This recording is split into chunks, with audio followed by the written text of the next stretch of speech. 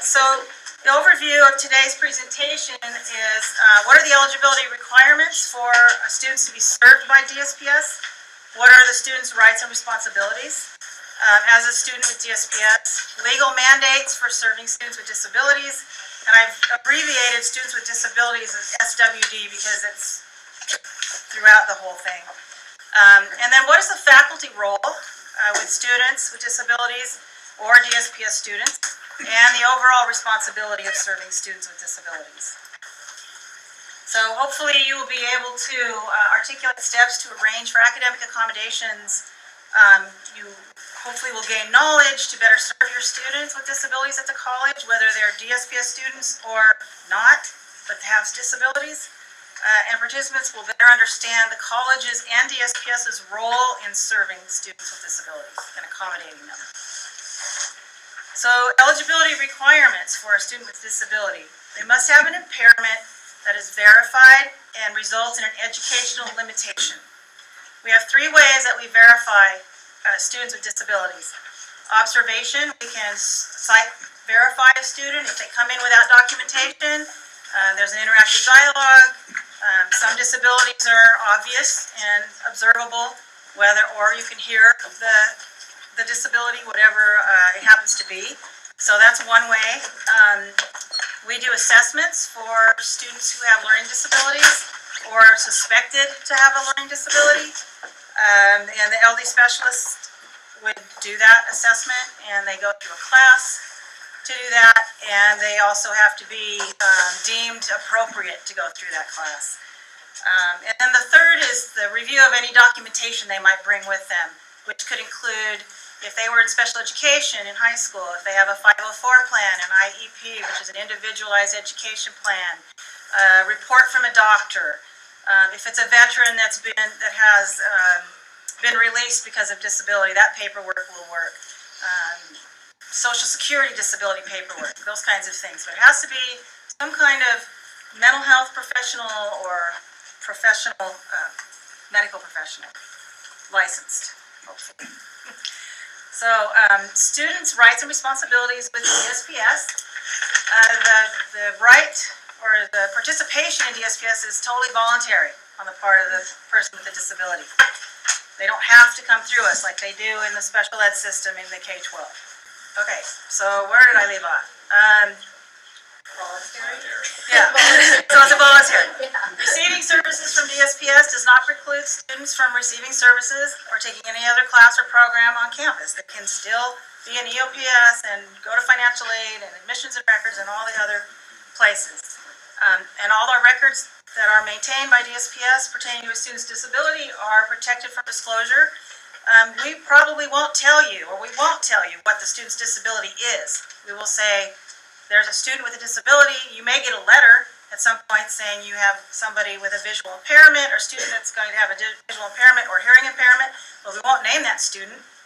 And we will ask you to, in a timely manner, send us the materials so that we can make an alternate format or make sure that you have your films captioned and that kind of thing, which I'll get to also in a minute. And then students have the right to file an appeal on the basis of discrimination based on disability or belief that they have been discriminated against and haven't been served with appropriate accommodations.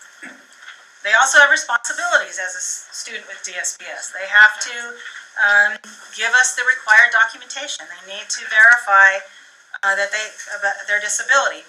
They just can't walk in and say, I have anxiety when I take a test. It's got to be a pervasive anxiety condition that they've been treated for, kind of thing. And then students will meet with one of us, one of the DSPS counselors or LD specialists, to complete an academic accommodation plan or an AAP.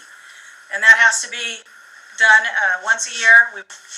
That rule actually recently changed, but we are still asking our students to come in once a year. But we want to make sure they're being served correctly. We want to make sure their accommodations are working and they're being successful. And then students are to use our services responsibly. They're supposed to fill out request forms and, they have paperwork to do when they want an accommodation. And they're also to comply with the Student Code of Conduct of Yuba College. And they must also demonstrate measurable progress for their goals on their AAP. So we have laws, that's why we're here, governing disabled students. The Ed Code, the Lanterman Act funds support services and instructional programs for students with disabilities at California community colleges.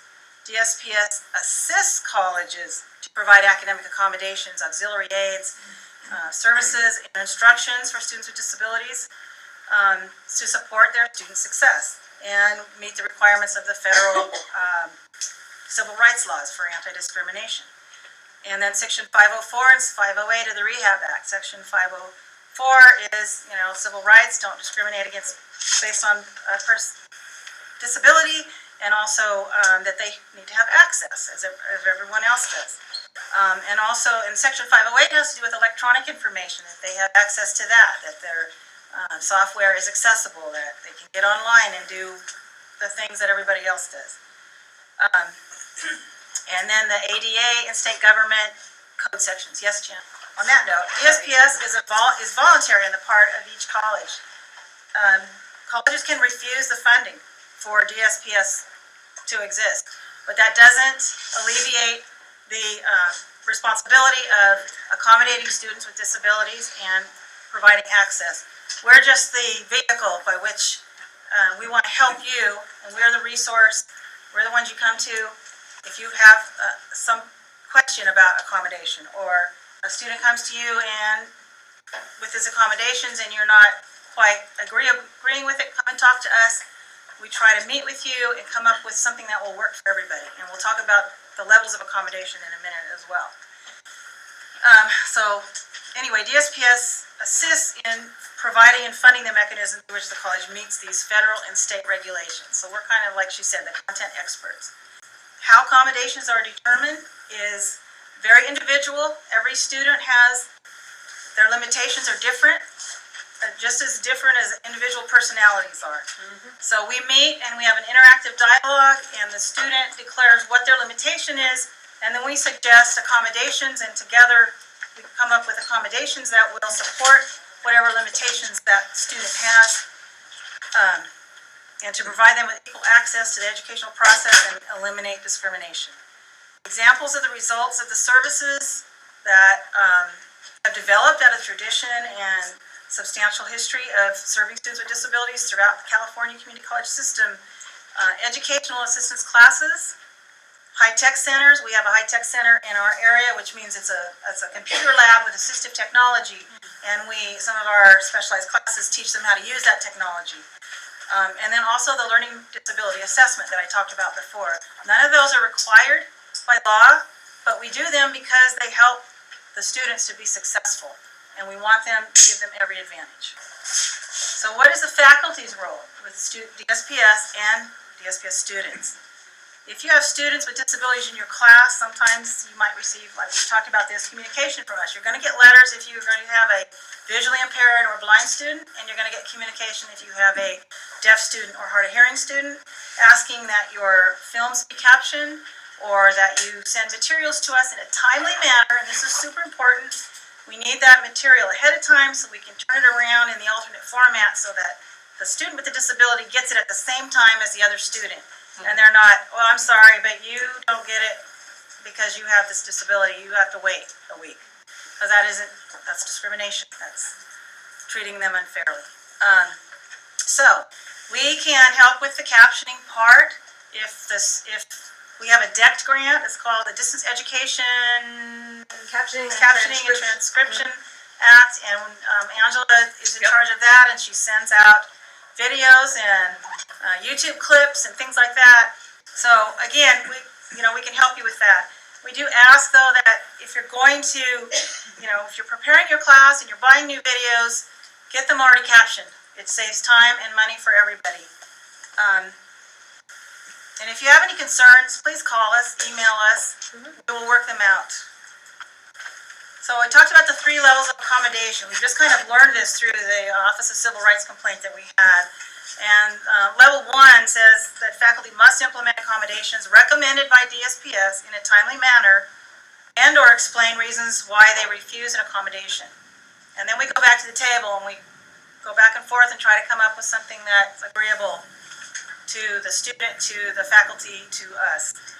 And if that can't work out, if that doesn't, the accommodation does not in fact appropriately accommodate the student, then a course substitution must be offered. We must have that somewhere in our policies and procedures, that our board policies, right, that a course substitution must be offered. We're working on that. And we're working on that now. And the third level is, which is very rare that happens, but if 1 and 2 fail, a course waiver for the student with disability might be implemented. Okay, so referring students to DSPS as a faculty person, if you have a student in your class and you determine that maybe they could benefit from our services, there's ways to approach that student sensitively. You can ask them to come to a office hour or meet them before class or after. Just privately inquire about their learning. Have they struggled with distractibility? Have they struggled with reading issues? Things like that, and just suggest that we might possibly be able to assist them. We have different technologies they might be able to use, and they can make them independent learners. They don't have to be in our building every day. They don't have to. It's not like special education. They don't have to come and be absorbed by us. We give them tools, and then they go out and use the tools. Or make a brief announcement in class when reviewing your syllabus. Example: if you're a student with a disability or suspected learning problem, here's DSPS's number. They've been building 1800 741-6795. I have some sample wording also for your syllabus. Students with disabilities who believe that they may need special accommodations in this class are encouraged to notify the instructor as soon as possible to ensure such accommodations are implemented in a timely manner. And at that point, you can refer them to DSPS. Because we have come across students who don't even know we exist. When I was sitting at the college fair thing, I had a student come up. I had a young man who has a severe diabetic, and he was concerned. He was a high school student. He was concerned about, coming here and being able to have food when he takes his test, or, what would he do if something happened? And he didn't know we existed. And I had another person who had a visual impairment, didn't know we existed. So help us get the word out, basically, is what we're also asking of you. And then invite one of us to speak in your class. We would be glad to come in and briefly, 5 minutes, talk about DSPS services. So understanding compliance. Compliance with ADA is about equal access and not discriminating on basis of disability. They are civil rights laws, and non-compliance can affect the college, the administrators, faculty, staff in a negative and sometimes litigious manner, which we found out. A hypothetical would be if a student in your class requests an accommodation of extra time. We kind of already talked about this on their test, and they have not signed up for DSPS, and they give you the paperwork, have not given you any paperwork, and we've advised that you at least arrange for them to have the extra time at some other point, or do it then, and then say you need to go to DSPS and get the appropriate paperwork so that we can do this on a regular basis throughout the semester.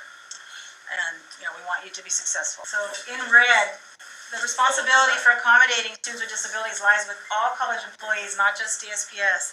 And that's what we're trying to get the message across. That's what OCR wants you to know. That's what our students with disabilities have the right to. If you're in doubt, err on the side of the student. Follow up with us. Follow up with your dean, human resources. Protect yourself, but also protect that student. So support services and programs. This is also not just in the classroom, but when a student goes to another department and asks for services, it's not uncommon for that department to send, you're one of theirs, go over to DSPS. Please don't do that. As the person, that's only part of who they are. You're the expert in where you're at. Admissions and records, financial aid, whatever it is. Please try to accommodate them in your area and serve them. If there's a communication problem, they're deaf or something, you can write notes back and forth. If that isn't possible, then give us a call and tell them, we need to arrange a time for an interpreter. But don't automatically just, point over to us or send them. Try to serve them in that area. And I have a quote here from Tess Hansen, a person with cerebral palsy. "My disability does not define me. It's just part of who she is, and she wants to get help. We're not the financial aid experts. Don't ask me about financial aid.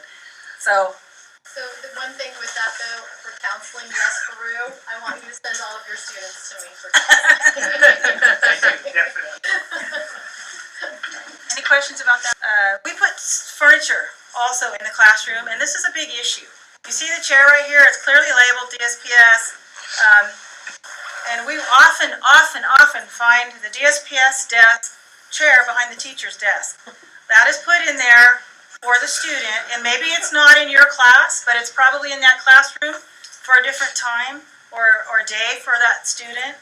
And they're too timid to come take your chair, when it's there for them. It's there for specific back support reasons. Sometimes they have arm requirements. I mean, they're very specifically put in there for those students for whatever time it is. And sometimes you might find a conflict, like students sometimes don't realize that they need to request that furniture. It just doesn't automatically appear because every semester they have different classes.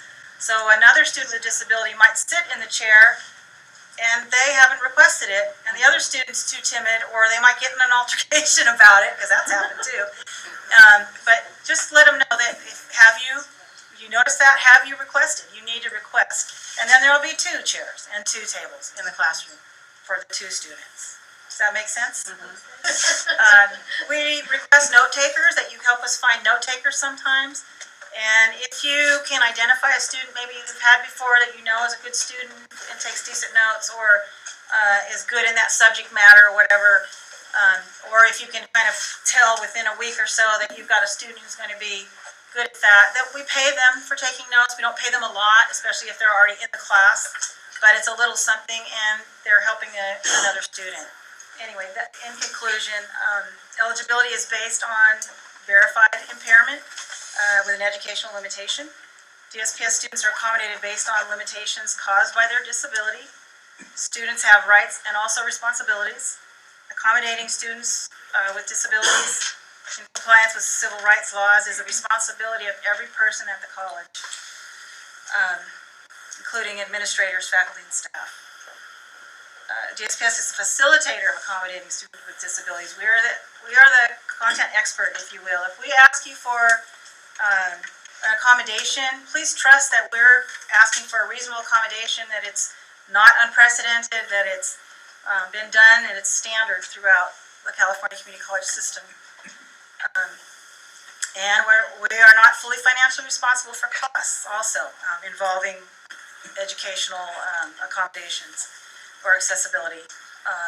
Please be all-inclusive when planning your program and class, and honor the student with a disability. Assist them in your area when at all possible.